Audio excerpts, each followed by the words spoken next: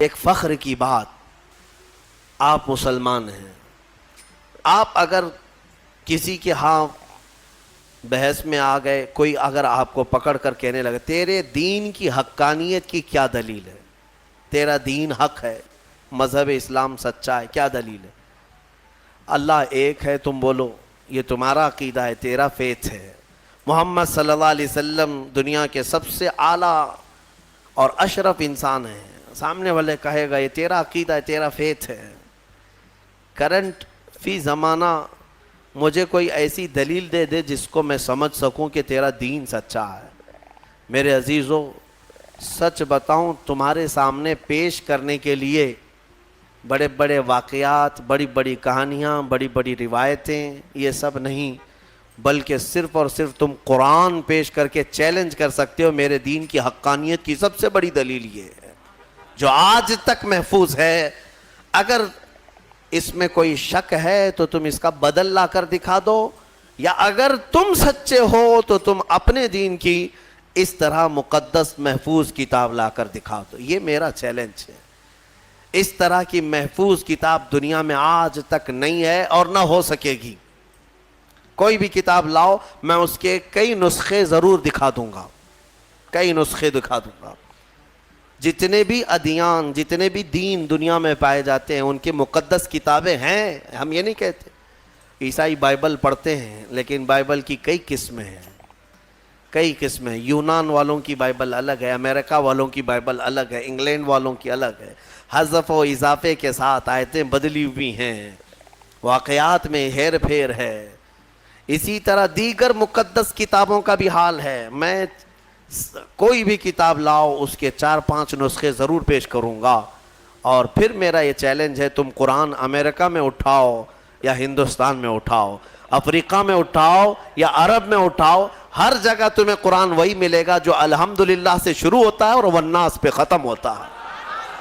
الحمدللہ، یہ قرآن کی حقانیت کہ اس کے اچھا آپ کیا سمجھتے ہیں اس کے دشمن نہیں رہے، اس کو ختم کرنے کی کوششیں نہیں ہوئی؟ بہت کچھ کر چکے، لیکن کیا کر سکتے ہیں؟ آسمان کو کب کون نیچے لا سکتا ہے؟ آسمان کو نیچے کچھ دشمن ہوتے ہیں، سنا ہے کہ کتا چاند کا دشمن ہوتا ہے۔ ہاں ہم نے سنا ہے، پتہ نہیں کیوں دشمنی کرتا ہے، کیونکہ 14ویں رات کو چاند کو دیکھ کر وہ بھونکنے لگ جاتا ہے، چاند کی طرف دیکھ کر کے بھونکتا ہے، اور شاید سوچتا بھی ہوگا کسی طرح اس کو نیچے گرا دوں بھونک بھونک کر کے، لیکن اس کے بس میں نہیں ہے، اس کی طاقت میں نہیں ہے۔ اس طرح بہت سارے آج کتے بھونکتے ہیں اسلام کی اس چکا چوند روشنی کو دیکھ کر، لیکن ان کے بس میں نہیں ہے اس کو زمین پر لا سکیں، قرآن کو زیر کر سکیں یا اسلام کو ختم کر سکیں۔ ہاں بس اتنا ہے کہ اپنے گوفے میں بیٹھ کر تھوڑی دیر بھونکتے رہیں، اور گلا خراب ہو جائے تو خاموش ہو جائیں، بس اتنا ہو سکتا ہے۔ اللہ تبارک و تعالیٰ کا کروڑا کروڑ احسان ہے کہ اس نے ہمیں دین حق کی ہدایت عطا فرمائی ہے، اور قرآن پاک جیسی محکم اور محفوظ کتاب اللہ نے ہمیں عطا فرمائی ہے۔ میرے عزیزو، اس کی حقانیت کی ایک اور دلیل میں تمہیں بتاؤں، اس کی حقانیت کی ایک اور دلیل، بلکہ بے شمار دلیلیں ہیں۔ ایک بات میں آپ کو بتا دوں، ہمارا یہ مزاج نہیں کہ قرآن کو ہم سائنس سے پروف کریں، ضروری نہیں ہم کو۔ ہم قرآن کو پروف کرنے کے لیے سائنس، فزکس، کیمسٹری، جغرافی، میتھس، ان سب کے سہارے لینا یہ ہمارا مزاج نہیں، لیکن اگر کوئی اس بات کا تقاضا کرے کہ کیا قرآن میں میتھس بھی ہے، کیا قرآن میں سائنس کی تھیوریز بھی ہیں، تب پھر ہم اس کو دلیل کے طور پر کچھ چیزیں پیش کرتے ہیں، ورنہ قرآن کی حقانیت کو ثابت کرنے کے لیے ہم یہ سب چیزوں کے محتاج نہیں ہیں۔ میں آپ کو بتاتا ہوں قرآن پاک کی وہ حقانیت۔ اچھا، یہ سب سے بڑی دلیل یہ ہے، اگر کوئی کہتا ہے کہ یہ محمد صلی اللہ تعالیٰ علیہ وسلم نے اپنی طرف سے لکھ دیا، اپنی طرف سے جمع کر دیا، تو بھی میرے عزیزو، عرب والے یہ بات کہہ سکتے تھے جو ان کے زمانے میں موجود تھے، کسی نے نہیں کہا۔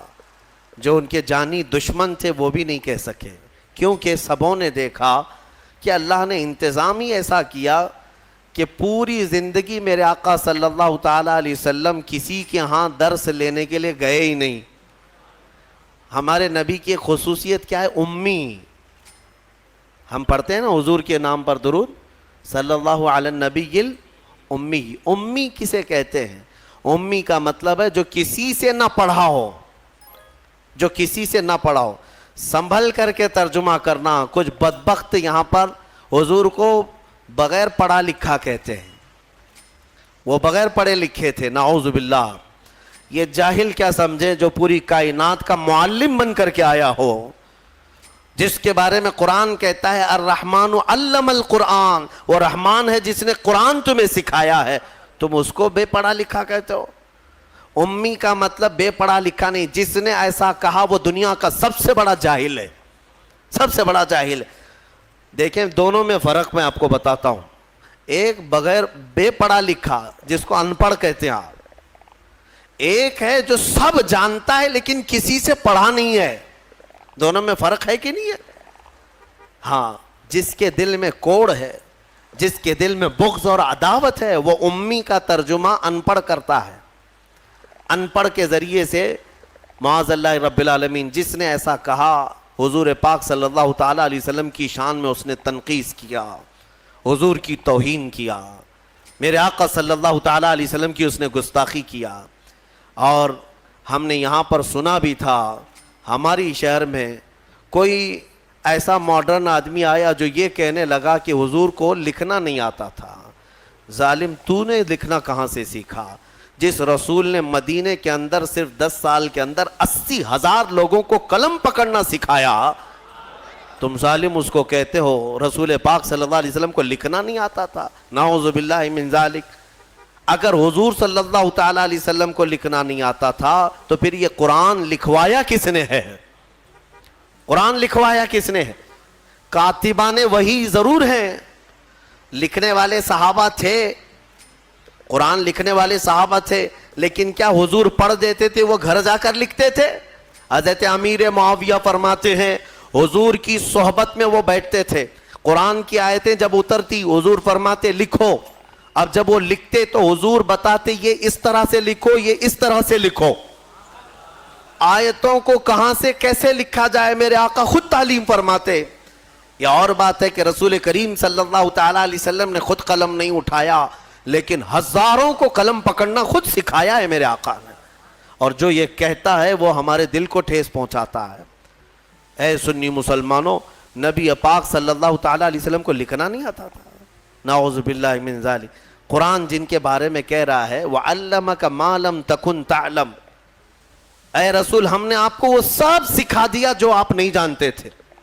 اگر حضور لکھنا نہیں جانتے تھے تو اس آیت کے مطابق رب نے انہیں سکھایا کہ نہیں سکھایا؟ اللہ فرما رہے ہم نے وہ سب سکھا دیا. سب میں کیا کیا آیا؟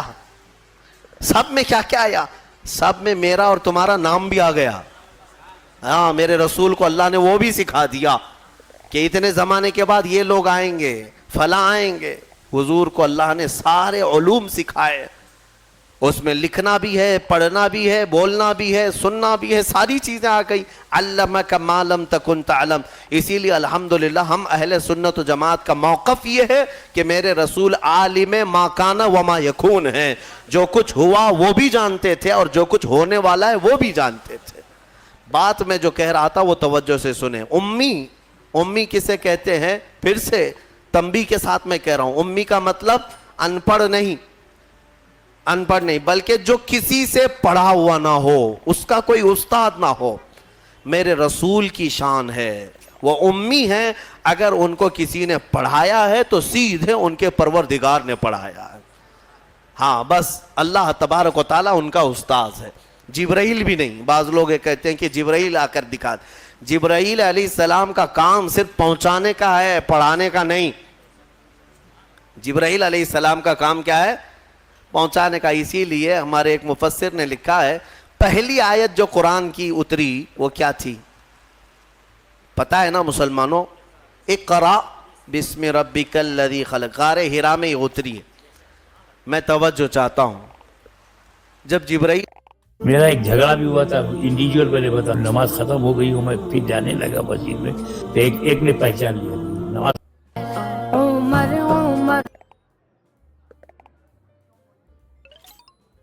جب جبرائیل آئے غار ہیرا میں تو جبرائیل یہ کہہ رہے تھے اقرا، پڑھو.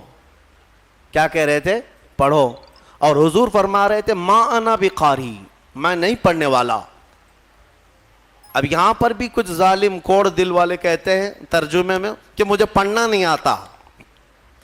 تم کو پڑھنا نہیں آتا، رسول کو کیا نہیں آتا ہے؟ حضور یہ فرما رہے تھے کہ میں نہیں پڑھنے والا، میں پڑھوں گا نہیں. وہ کیوں کہہ رہے تھے میں آپ کو بتاتا ہوں. پھر سے جبرائیل نے سینے سے سینہ لگایا، 3 بار کیا جبرائیل نے اقرا، پڑھیے. کیا کہا؟ پڑھو.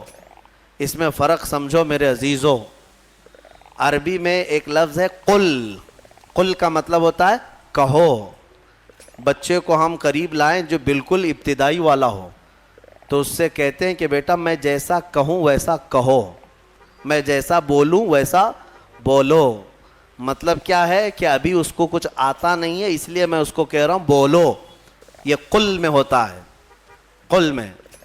اور بعض مفسرین نے فرمایا جبرائیل جب اقرا کہہ رہے تھے کہ پڑھو، یہ اسی کو کہا جاتا ہے جو کبھی پڑھا ہوا ہو. یہ اسی سے کہا جاتا ہے جو کبھی پڑھا ہوا ہو. اقرا، پڑھو. اور قرآن کی کتنی آیتیں میں تم کو بتاؤں. اللہ تعالیٰ فرما رہا ہے وَإِذْ قَالَ رَبُّكَ لِلْمَلَائِكَةِ إِنِّي جَاعِلٌ فِي الْأَرْضِ خَلِيفَةً. پہلے والے پارے میں میں نے اس کی تفسیر بھی کیا ہے. وَإِذْ کا مطلب کیا ہے؟ ترجمہ اٹھا کر کے دیکھ لینا. وَإِذْ، اور یاد کرو جب رب نے فرشتوں سے کہا کہ آدم کو میں اپنا خلیفہ بنانے والا ہوں. اللہ تعالیٰ فرشتوں سے فرما رہا ہے کہ میں ایک انسان بناؤں گا آدم اور اس کو خلیفہ بنا کر زمین میں بھیجوں گا. لیکن اس سے پہلے آیت کہاں سے شروع ہو رہی ہو؟ وَإِذْ کا مطلب ہوتا ہے یاد کرو. اور یاد کرو اے محمد جب رب تمہارا کہہ رہا تھا فرشتوں سے کہ میں زمین میں اپنا خلیفہ بناؤں گا. حضور کو کیوں کہا جا رہا ہے؟ حضور کو یہ کیوں کہا جا رہا ہے؟ اور یاد کرو مطلب یہ ہے کہ اے محبوب کیا آپ بھی تو تھے اس وقت نورانی حالت میں، نور کی کیفیت میں آپ بھی تھے. وہ یاد کریں آپ جب رب فرما رہا تھا تو جو رسول آدم کے پیدا ہونے سے پہلے سے حالات دیکھ رہے ہوں اس کے بارے میں تم کہتے ہو بغیر پڑھا لکھا ہے. ہاں بہرحال مجھے جو بات عرض کرنی تھی وہ قرآن کی حفاظت کی، وہ یہ ہے کہ اللہ نے ایسے رسول پر یہ قرآن اتارا جو کسی سے پڑھا ہوا نہیں ہے. اور اس